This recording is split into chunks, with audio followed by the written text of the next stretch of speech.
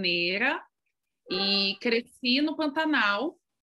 O meu pai me sugeriu, na época, que foi no final de 2017, faz o Empretec no Sebrae, porque é um curso que vai ser muito bom para você, é um curso da ONU, ensina você a ter comportamento empreendedor, vai te ajudar a desenvolver, né, essas suas habilidades para você conseguir trazer isso para cá. Porque assim, eu morei praticamente 12 anos fora daqui, né? Quando eu voltei, eu já não conhecia mais a dinâmica. Então, eu fui fazer o Empretec, e aí no Empretec, no primeiro dia do curso, tinha um desafio, que eu tinha que criar um negócio fora da minha área de expertise e comercializar o produto, e quem vendesse mais ganhava. Daí eu criei, na primeira noite do Empretec, a marca fictícia Angi, o chocolate do Pantanal. E aí eu fiz o mock-up no Photoshop das caixinhas de chocolate, com todo o storytelling, né, da marca, e aí eu vendi 317 chocolates que não existiam em 4 dias, e eu acabei ganhando o Empretec, e eu não sabia fazer chocolate, eu nunca tinha feito nenhum bombom, sabe? Meu chocolate era horrível. Eu pesquisei no YouTube como fazer chocolate, que é tipo, sabe, quem sabe fazer chocolate sabe que é uma coisa super complexa, mas eu falei, eu vou fazer para essas pessoas que já compraram e depois eu vou parar. E aí mais pessoas queriam me conhecer, comprar, vieram, nossa, sua ideia é muito legal, vamos desenvolver essa ideia. E aí o Sebrae veio também e falou, vamos montar esse plano de negócio, vamos desenvolver realmente esse seu negócio, é muito bacana, olha, as pessoas se interessaram. Aí veio a mídia daqui da minha cidade, sabe, querer fazer entrevista, gente, era só um curso. Só que o que aconteceu? Eu vi, assim, um edital que estava aberto aqui no meu estado, de incubadoras de negócios. E aí, na prefeitura da minha cidade, de Campo Grande, tem 5 incubadoras. Uma de alimento, uma de tecnologia, enfim, de marcenaria, de moda. E aí eu falei, eu vou me inscrever. Se eu passar, vai ser um sinal. Aí eu posso tocar esse negócio da Angi, assim, como algo que eu posso ver, né? Se dá certo, se não dá. E aí eu passei. E aí saiu um outro edital, um intervalo assim de uma semana, de um edital de aporte financeiro.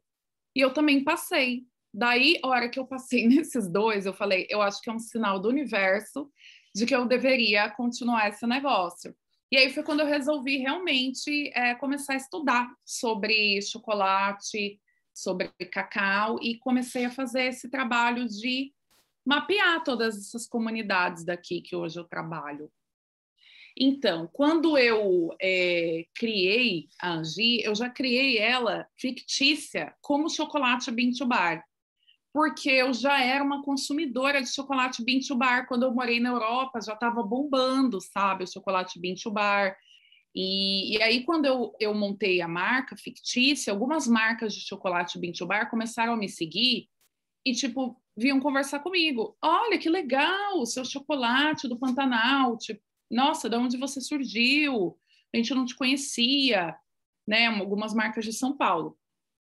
E aí eu contava a minha história e todo mundo ria, assim, falava, gente, que engraçado, você tem que vir para São Paulo, a gente pode trocar ideia com você, se conectar. E aí eu fui a São Paulo e eu conheci a Arcélia, né, que é da Mission Chocolates. E aí a Arcélia falou que ela ia dar um curso com o Rogério, da Mestiço, um curso de 3 dias. E aí eu fui fazer esse curso, aproveitar que eu estava em São Paulo, e aí eu pensei assim, eu vou para fazer esse curso e eu vou, assim, aprender tudo em 3 dias, que é uma coisa impossível, né? Mas eu falei, eu preciso sugar toda essa informação em 3 dias, porque eu já preciso entrar na incubadora, eu já preciso entender o que eu preciso comprar para montar o meu espaço. E aí eu cheguei lá e eu contei minha história para a Arcélia e ela foi muito fofa comigo. E aí ela conversou comigo, foi me ensinando várias coisas, até me deu muita atenção. Ela falava assim que seria muito importante eu aprender bem, porque se eu aprender bem, eu vou ensinar as pessoas da minha região a comer chocolate. E aí elas não vão comprar só o meu chocolate, elas vão comprar chocolate de outras pessoas também, chocolates bons, né? Então, ensinar as pessoas. E aí ela me ensinou bastante coisa, ela e o Rogério, e eu cheguei assim com a cabeça já assim, né, como uma boa virginiana, já tinha tudo meio que listado mentalmente que eu precisava fazer, e eu cheguei e já comprei todos os equipamentos e eu passava de segunda a segunda dentro dessa cozinha, trabalhando e testando. E comprei um monte de chocolate, ficava testando receita, e ao mesmo tempo que eu estava testando, eu estava vendendo. Então era assim, eu estava vendendo chocolate online, eu comecei vendendo basicamente online. O Instagram e o Facebook que eu criei fictícios para o Empretec acabaram se tornando de verdade, e as pessoas acharam que era de verdade, então elas começaram a me seguir, pedir chocolate de outros lugares, e eu comecei a vender, mesmo ruim. Eu fazia o que eu sabia fazer, estava vendendo e estava fazendo, porque a marca já estava rodando, então eu tinha que fazer. Fazendo chocolate, aprendendo a fazer chocolate, tentando entender a torra, colocando a melange para bater, fazendo manteiga de cacau, tudo isso ao mesmo tempo, abrindo CNPJ aqui, sabe? A melange era ali. E aí eu tentando entender sozinha como que eu ia padronizar isso. E aí quando eu comecei a padronizar, eu comecei a treinar outras pessoas para aprenderem também e trabalharem junto comigo. Mas foi muito difícil, sabe? Porque eu estava sozinha, né? Então eu não tinha ninguém para trocar perto de mim. Então até hoje eu sou a única, né, que faz chocolate aqui. Então tem muita coisa que eu tive que aprender. Tipo, a máquina quebrou, não tem com quem conversar. Eu mesma tinha que virar mecânica e arrumar a minha máquina, né? Então é bem interessante, assim. Eu senti que foi uma grande faculdade de vida. Eu tive que aprender tudo, assim, basicamente. E aí eu me conectei com o Slow Food e eu comecei a entender quais eram as comunidades que trabalhavam com os ingredientes que eu queria usar, né? E aí eu também me conectei com uma ONG, que hoje em dia é minha ONG super parceira e amiga, assim, em que como que eu conseguiria acessar essas comunidades também, porque elas moram em regiões que é de difícil acesso. Eu comecei a viajar pelo Pantanal e conhecer essas comunidades, né? E aí foi bem surpreendente quando eu cheguei na comunidade. Algumas, né, as primeiras que eu fui sozinha. E a maioria dessas comunidades são lideradas por mulheres, né? São mulheres agricultoras que moram em assentamentos da reforma agrária e elas trabalham com beneficiamento de frutos nativos, né? Daqui da região Cerrado Pantanal. Então, cheguei lá e aí eu fui super bem recebida e, sabe, já tinham feito um almoço para mim e elas queriam ensinar tudo e eu queria aprender tudo também, porque eu sou super curiosa. Então, eu queria ir com elas no meio do campo, vamos colher baru, como que abre, como que torra, o pequi, a bocaiúva, o jatobá. E aí eu fui viajando para diversas comunidades diferentes do Pantanal. E, assim, de tempos em tempos, né? Viajava, voltava. E aí, quando eu voltei, eu já tinha, né, os frutos que eu precisava e tudo mais para começar a fazer as inclusões.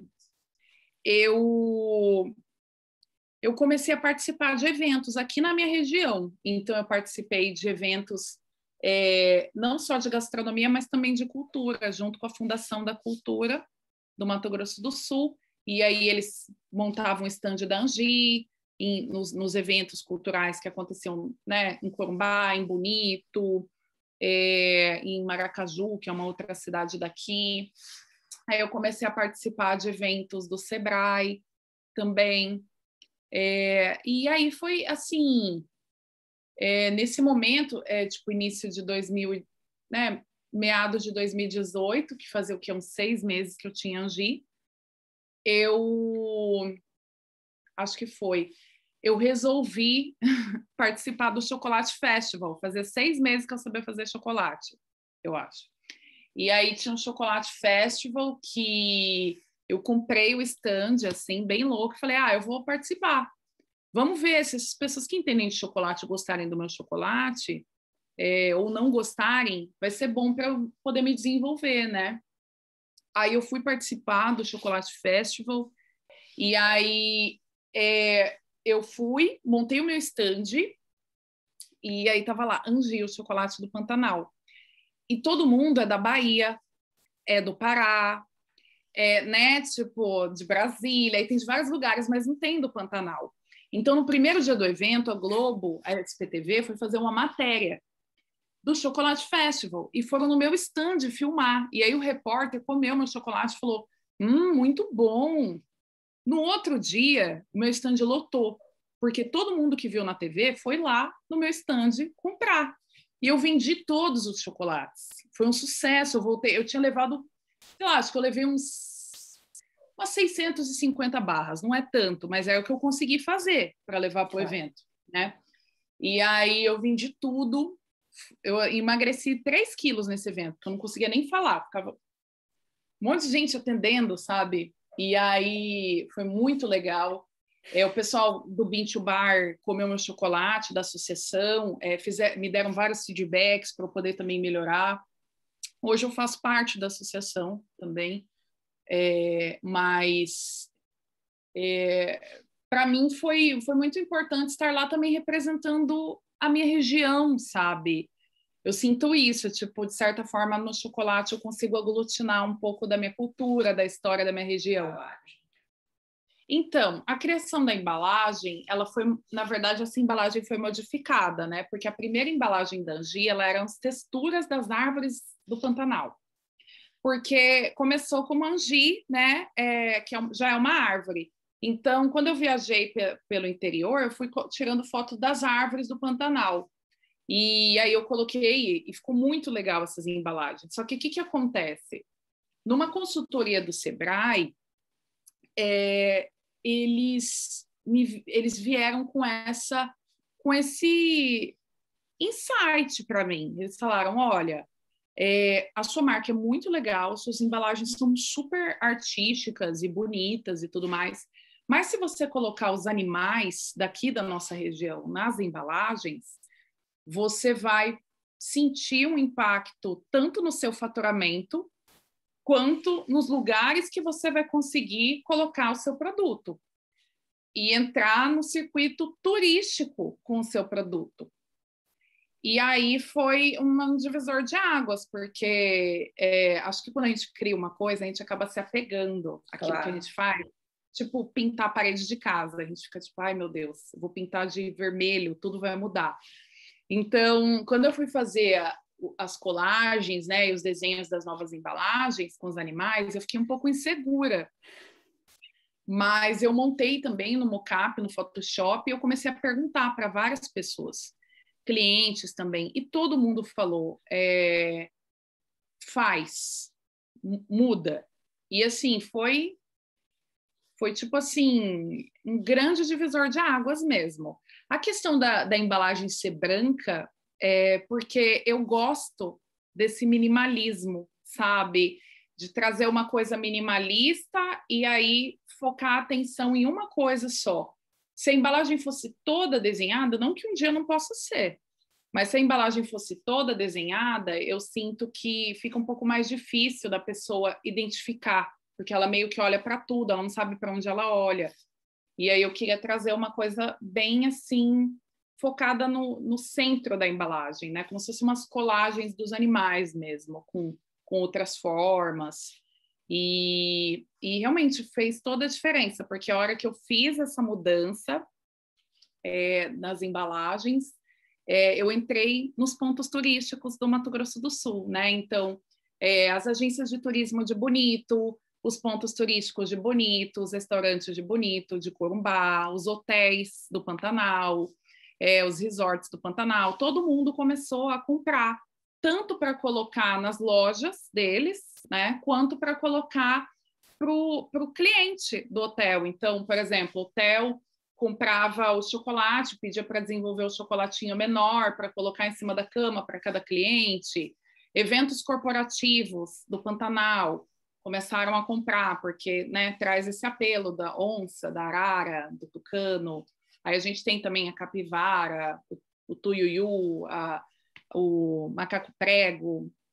E aí, então, aí isso fez toda a diferença, porque aí trouxe um apelo e uma conexão também com todas as idades, né? Então a criança vê e ela fica, ai, a oncinha, ai, a capivarinha, eu quero o chocolate da capivarinha. Então, né, é até um estudo isso, que quando a gente coloca animal em propaganda ou num produto, conecta mais as pessoas, né? Elas gostam e aí elas compram mais.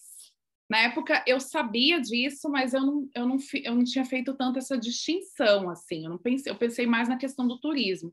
E aí o meu espaço em Campo Grande se tornou um espaço de passagem turística, né? Então a loja de fábrica se tornou um ponto turístico. Aí a Secretaria de Turismo e a Fundação de Turismo colocaram no mapa, né? Para todas as pessoas que estão indo para Bonito ou para Corumbá, elas passam por Campo Grande, porque o avião para aqui. Tem um avião que vai direto para Campo Grande, mas aí a gente vende chocolate lá também. Mas as pessoas vêm e aí eles têm uma rota turística do City Tour. E aí eles colocaram a Casa Angi como o lugar de fechamento depois do bioparque, porque agora abriu um bioparque aqui, que é como se fosse um aquário, sabe? Com todos os animais do bioma e tudo mais, em um parque. Tipo, igual vocês têm o Ibirapuera, a gente tem o Parque das Nações Indígenas. E aí a Casa Angi é muito perto desse parque, então a gente sempre tem turista, né, de outros países ou de outros estados do Brasil que passam por aqui, e aí vêm, compram chocolate, compram e podem experimentar os frutos também. Então eu faço uma dinâmica de educação do gosto no espaço também, sabe? Das pessoas poderem experimentar a guavira pela primeira vez.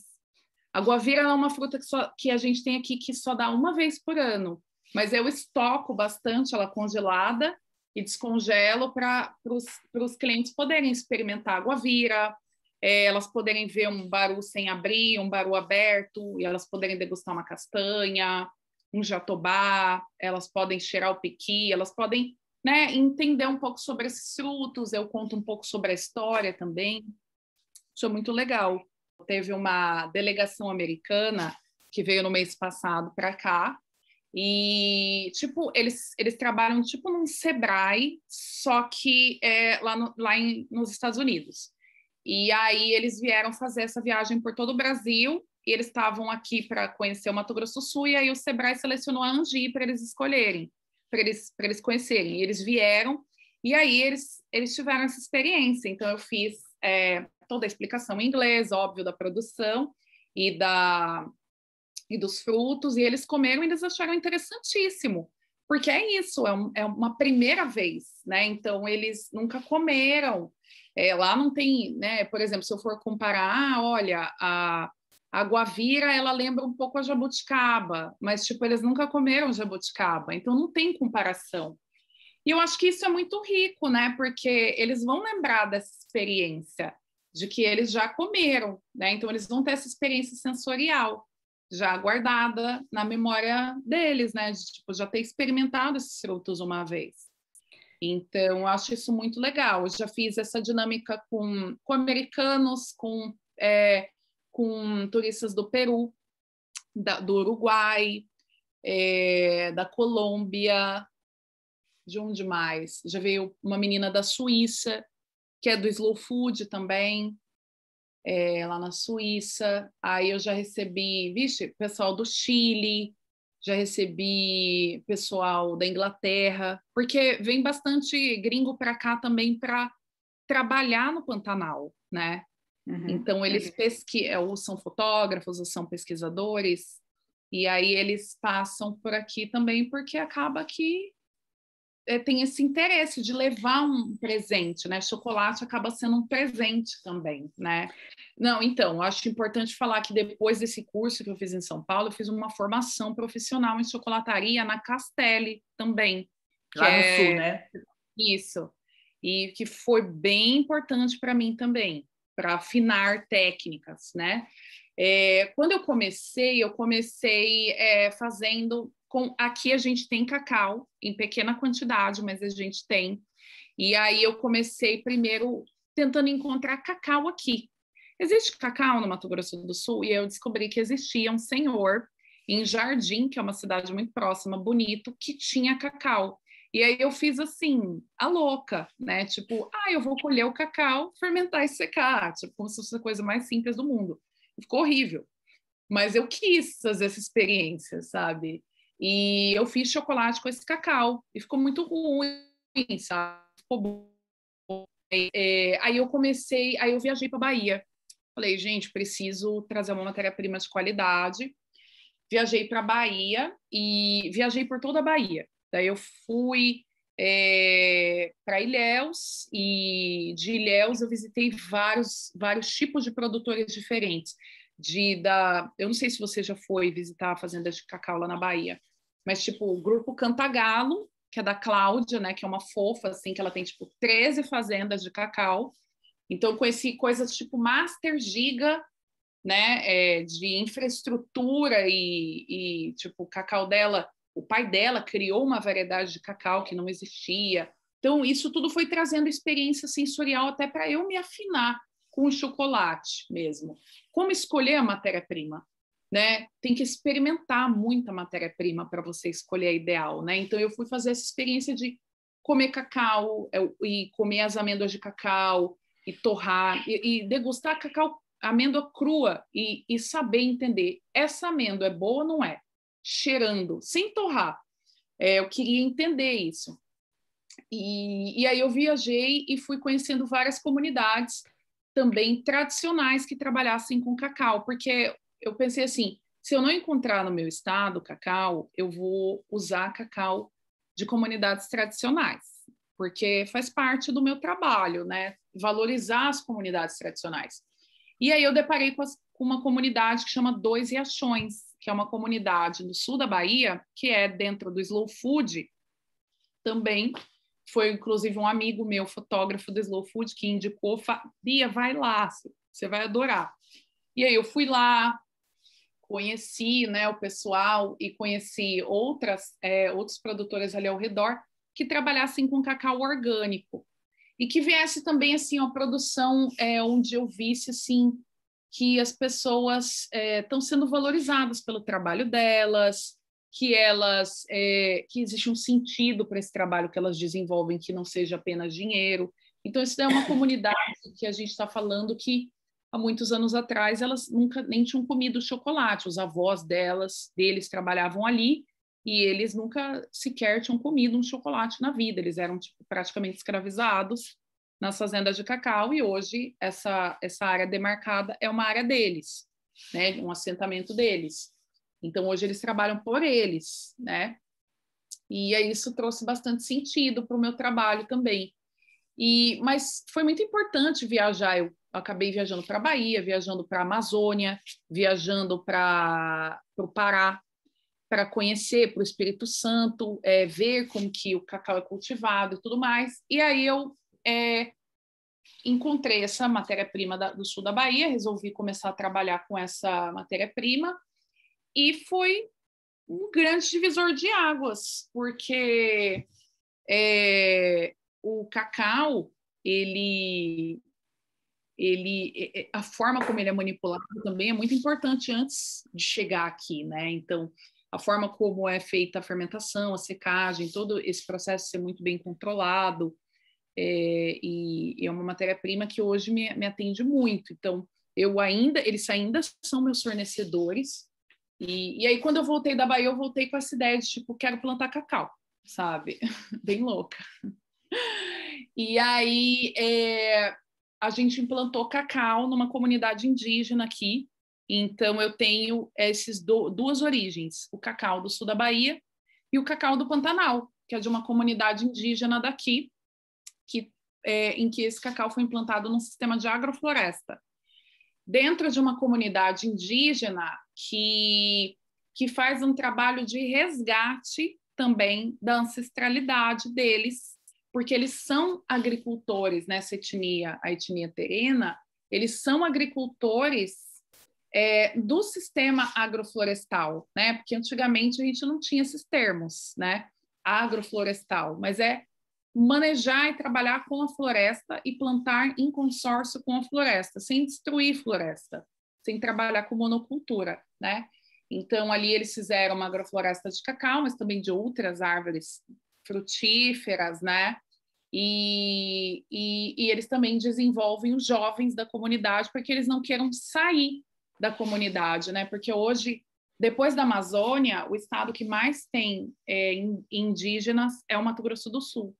E aí a gente tem essas árvores nossas que são de extrato alto, né? E o cacau precisa ser sombreado. Então, o importante é ele ser sombreado e ele ter uma irrigação, né, que propicia ele se desenvolver bem.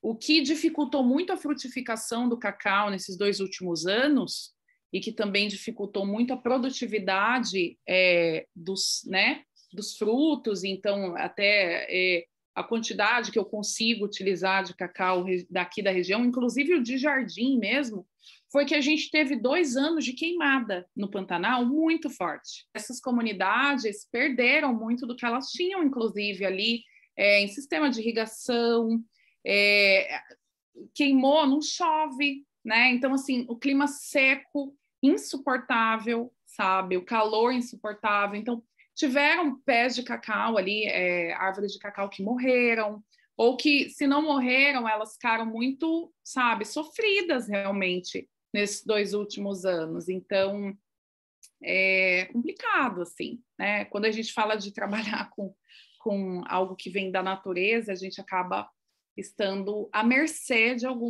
dessa problemática que hoje a gente vive, né? Tá.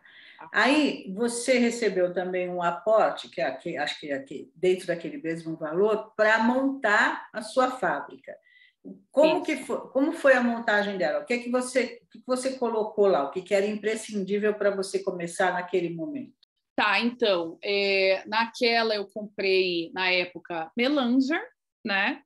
Comprei um forno, um combinado da Prática, na época, para torrar cacau, que é o que normalmente quem começa a produzir chocolate bean to bar usa. E aí eu adaptei uma máquina de, como é que fala? Descascar café. Sabe aquelas de manivela? Eu automatizei ela para descascar o cacau. E aí eu construí um separador de casca que tinha pesquisado uma marca de Minas Gerais que fazia, e a gente se conectou e ela me ensinou como que eu poderia fazer. E aí eu fiz na época, né? Hoje em dia eu tenho as máquinas mesmo. Mas foi isso. E aí todos os outros utensílios, né? Então, espátulas, bowls, refrigerador.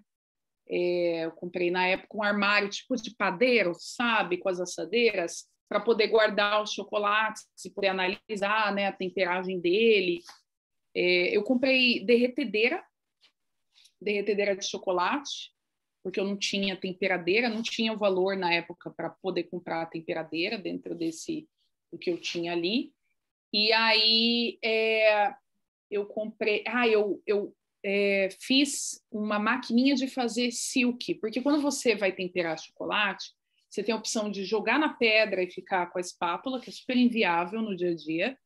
E aí tem o Micril, não sei se você já ouviu falar, que ele é uma manteiga de cacau que passa por um processo um pouquinho diferente para você colocar 1% da receita total do chocolate que você tem ali, você coloca 1% dessa manteiga raladinha, que chama Micril, e aí ela comunica, é uma reação química, ela comunica toda essa massa de chocolate para ela temperar em tal temperatura, entendeu? Então, quando eu colocava o chocolate nos moldes, eles temperavam. Então, eu criei uma máquina que fazia isso com a manteiga de cacau. Eu comprei um kit chocadeira no Mercado Livre, bem assim, faz tudo, né? Aí eu comprei um kit, montei numa geladeirinha térmica, que isso foi uma dica que o Rogério da Mestiço me deu, da Mestiço Chocolates, daí de São Paulo, e aí eu montei, e aí eu comecei assim, sabe? Eu mandei fazer os moldes personalizados na Gramado Injetados, que é uma fábrica do sul de moldes, e aí eu comprei uma seladora para selar, né, tudo isso, e aí foi assim que eu comecei. Mesa de inox, né?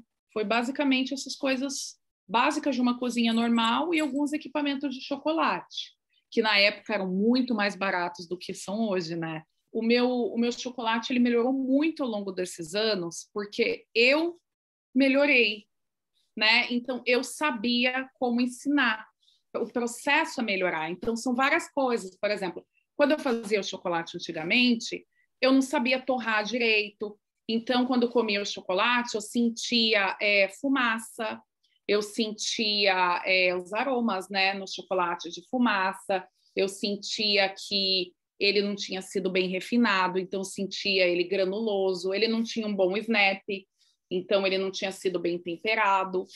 E aí foram várias coisas que eu percebi.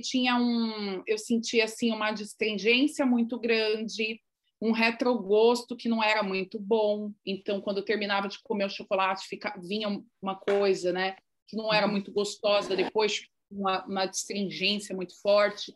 E é isso tudo eu fui trabalhando com experiência, né, com técnica, cada vez que você vai fazendo, você vai implementando algo. Então, eu vi o seguinte, poxa, eu tenho que controlar a micragem, padronizar a micragem do meu chocolate, né? Então, eu comprei um micrômetro e eu comecei a fazer esse teste. Então, assim, toda vez que a micragem for abaixo de 16, é o ideal, porque quando o meu cliente colocar o chocolate na boca, esse chocolate vai estar fluido, vai derreter, né, na boca dele, não vai sentir, tipo, é bem artesanal, né? Tipo, tô sentindo aqui um granuloso, sabe?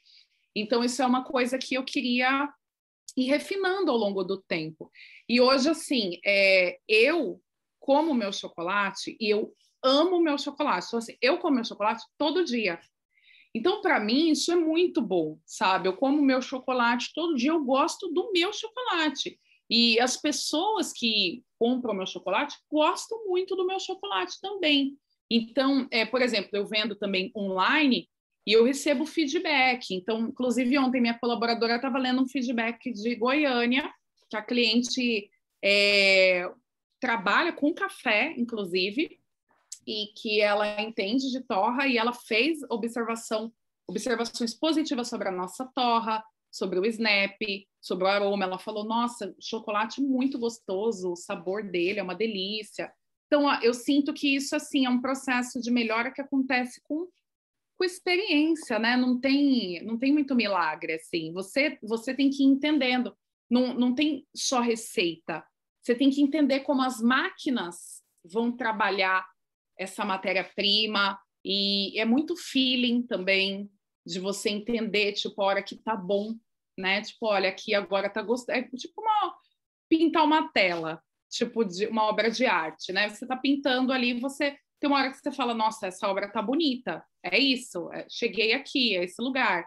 Mas não que eu tenha chegado nesse lugar, eu acho que é um eterno processo de melhora, eu espero melhorar cada vez mais, né? Até pela minha região mesmo, sentir isso. Tipo, a pessoa vai comer um chocolate do Pantanal e falar que esse chocolate é bom, que é um chocolate ruim, né? Nós temos os chocolates de 7 gramas, e aí os chocolates de 7 gramas a gente tem em todos os tamanhos. A gente tem o chocolate de Guavira, de Baru e o original. E aí agora, em julho, a gente está lançando a linha de chocolates brancos também. Então, a gente vai lançar o chocolate de Jatobá e Bocaiúva brancos e o branco com nibs, porque os clientes gostam bastante, né, do branco com nibs. Então, a gente tem as barras de 7 gramas, de 30 gramas, de 80 gramas. Temos o chocolate de meio quilo e de 1 quilo, que vão de 50% cacau até o 100% cacau. E nós temos o chá de cacau, o nibs de cacau, o cacau em pó, que é a gente que produz.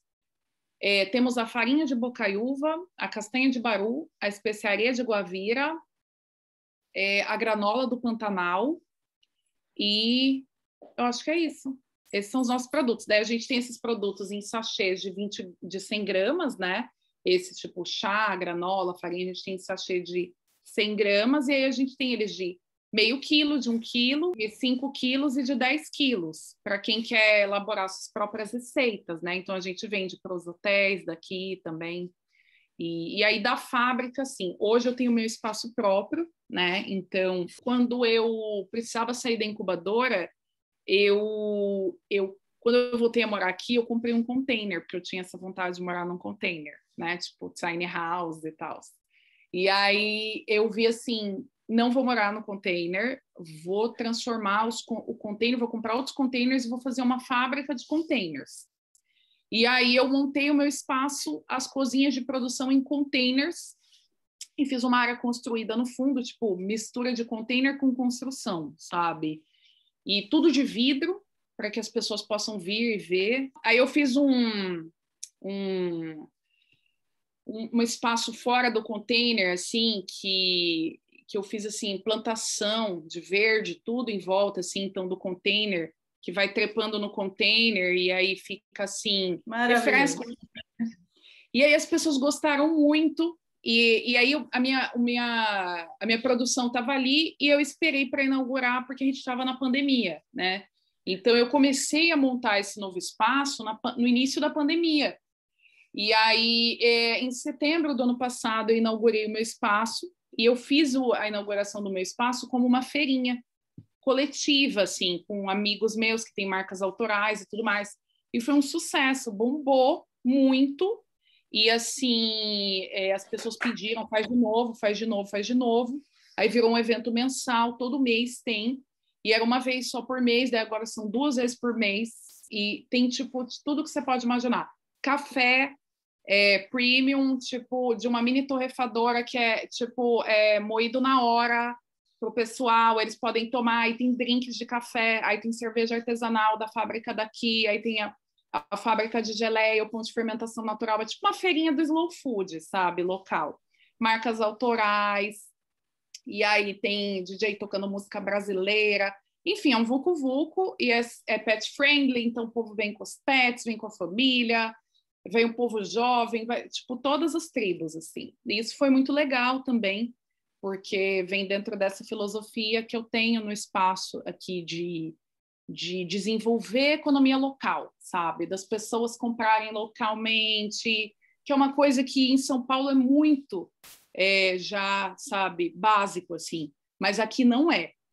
Então, a gente está falando aqui, o povo acha chique comprar de fora, sabe? Então, de certa forma, eu meio que tentei dar essa oxigenada aqui, que está, né, principalmente agora, depois da pandemia, acho que as pessoas estão com uma atenção um pouquinho diferenciada com relação a isso. E aí, o que aconteceu? Eu comecei a vender muito, foi isso que aconteceu, graças a Deus. E aí eu vendo tudo, não sobrava nada. Né, eu tenho uma capacidade de 0,5 tonelada mês. Essa é a minha capacidade. É uma capacidade pequena. Aí eu tenho essa capacidade de 0,5 tonelada mês e eu vendia tudo. E aí pessoas, tipo, rede de supermercado começavam a entrar em contato comigo. Ai, queria comprar e tudo mais. E eu, tipo, não dá, não tenho capacidade, sabe? Porque eu já tenho que fornecer aqui os restaurantes, os hotéis, né, os espaços daqui do Mato Grosso do Sul.